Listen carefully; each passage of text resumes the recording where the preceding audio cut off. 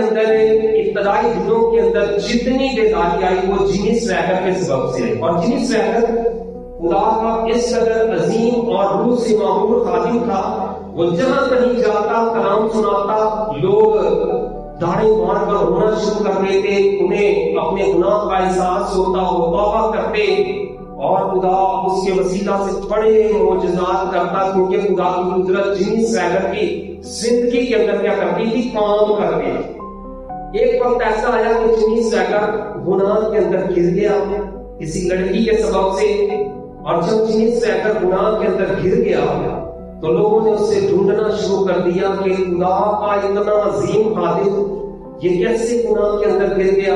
CNN پر بھی یہ خبر چلی تھی، اور انہوں نے ڈھونڈنا اسے شروع کر دیا۔ جیمی سویگر نے کیا کیا؟ اپنے بیوی بچوں کو چھوڑا، اپنے منہ پر پٹکا باندھا، اور وہ اپنے گھر سے نکل گیا۔ وہ گمنامی کی زندگی بسر کرنا اس نے شروع کر دی، وہ فٹ پاتھ کے اوپر سونا اس نے شروع کر دیا۔ اور ایک دن وہ ایک راہ سے گزر رہا تھا، اور امریکہ کے اندر جو لوگ بھیک مانگتے ہیں نا، وہ میوزک بجا کر بھیک مانگتے ہیں۔ ایک اندھا بھیک مانگ رہا تھا میوزک بجا کر، اور جب جیمی سویگر اس کے پاس سے گزرا تو جیمی سویگر کے اندر سے روشنی نکلی اور اس اندھے سے ٹکرائی، اور وہ بینائی پا گیا، اور وہ اچھلتا اور کودتا ہوا کھڑا ہو گیا۔ اور اس نے کیا کیا؟ جیمی سویگر کو پکڑ لیا۔ اس نے کہا میں آپ کو جانے نہیں دوں گا، کون ہے؟ جب پٹکا جیمی سویگر کے چہرے سے اتارا گیا تو پتا چلا کہ جیمی سویگر ہے، اور خدا نے جیمی سویگر سے اس مقام پر کلام کیا اور کہا جیمی تو نے مجھے گناہ کے سبب سے چھوڑ دیا ہے، لیکن میں نے تجھے نہیں چھوڑا، تو توبہ کر اور واپس اپنے چرچ کے اندر جا، میری قدرت ویسے ہی تیرے ساتھ کام کرے گی جیسے پہلے کام کرتی تھی۔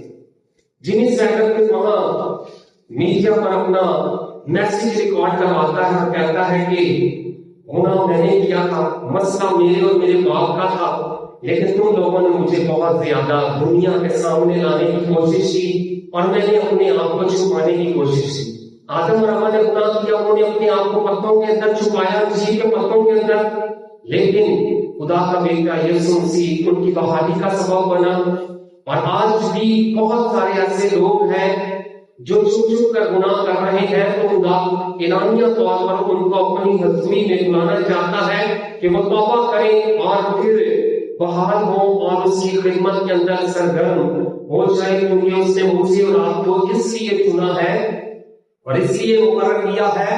یوحنا کی انجیل اس 15 باب میں لکھا ہے کہ تم نے مجھے نہیں چنا بلکہ میں نے تمہیں چن لیا اور تم کو مقرر کیا کہ جا کر پھل لاؤ، تمہارا پھل کیا رہے؟ قائم رہے۔